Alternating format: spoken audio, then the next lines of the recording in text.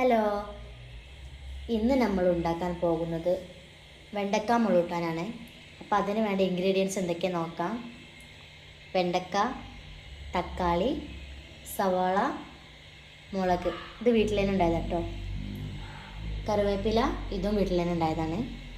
മുളക് പൊടി, മഞ്ഞൾപ്പൊടി, മല്ലിപ്പൊടി, വെളുത്തുള്ളി, ഇഞ്ചി, ഉലുവ, കടുക്, പിന്നെ പുളിവെള്ളം.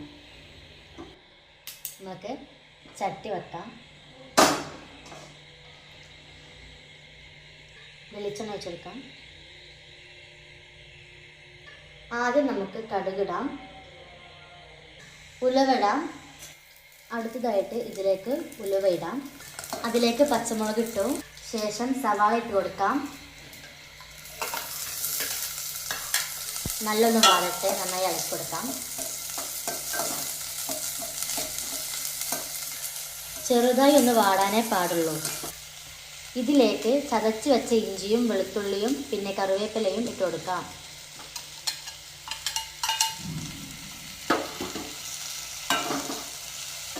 ഇതെല്ലാതും കൂടി ഒന്ന് വഴണ്ട് വന്നാൽ നമുക്ക് തക്കാളി ഇടാം.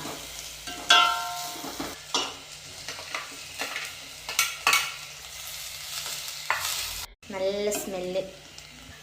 ഇനി നമ്മൾക്ക് പൊടികൾ ചേർത്ത് കൊടുക്കാം. പൊടികളൊക്കെ ഒന്ന് മൂത്ത് വരുമ്പോൾ വെണ്ടയ്ക്ക ഇട്ട് കൊടുക്കാം. ഒരു മിനിറ്റ് അടച്ച് വെച്ച് വേവിക്കാം. തുറന്ന് നോക്കാം.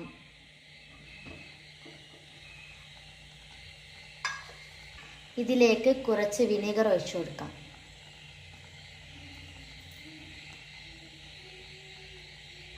ശേഷം മൂടി വെച്ച് ഒന്നും കൂടി വേവിക്കാം.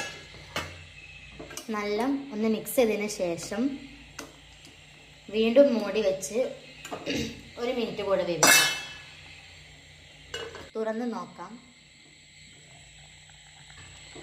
മുളകൂട്ടാൻ ഇവിടെ സെറ്റ് ആയിട്ടുണ്ട്. സ്റ്റൗ ഓഫാക്കാം. ചോറിന് ഈ ഒരു കൂട്ടാൻ മാത്രം മതി, ഭയങ്കര ടേസ്റ്റാണ്. ഞാൻ ആദ്യം വെളിച്ചെണ്ണയിൽ കടുകും ഉലുവയും കറിവേപ്പിലയും കൂടി പൊട്ടിച്ചിക്കണം. അതിന് ശേഷമാണ് ഇതൊക്കെ ഇട്ടിട്ടുള്ളത്. അല്ല, അത് ലാസ്റ്റ് ചെയ്യുകയാണെങ്കിൽ കുറച്ചുകൂടി ടേസ്റ്റ് കൂടും. ഞാൻ എൻ്റെ എളുപ്പപ്പണിക്ക് വേണ്ടി ചെയ്തതാണ്. അപ്പോൾ ഇത്രയേ ഉള്ളൂ. എല്ലാവരും ഒന്ന് ഉണ്ടാക്കി നോക്കുക, ഫീഡ്ബാക്ക് അറിയിക്കുക. ഇനി മറ്റൊരു വീഡിയോയുമായി കാണുന്നത് വരെ ബൈ.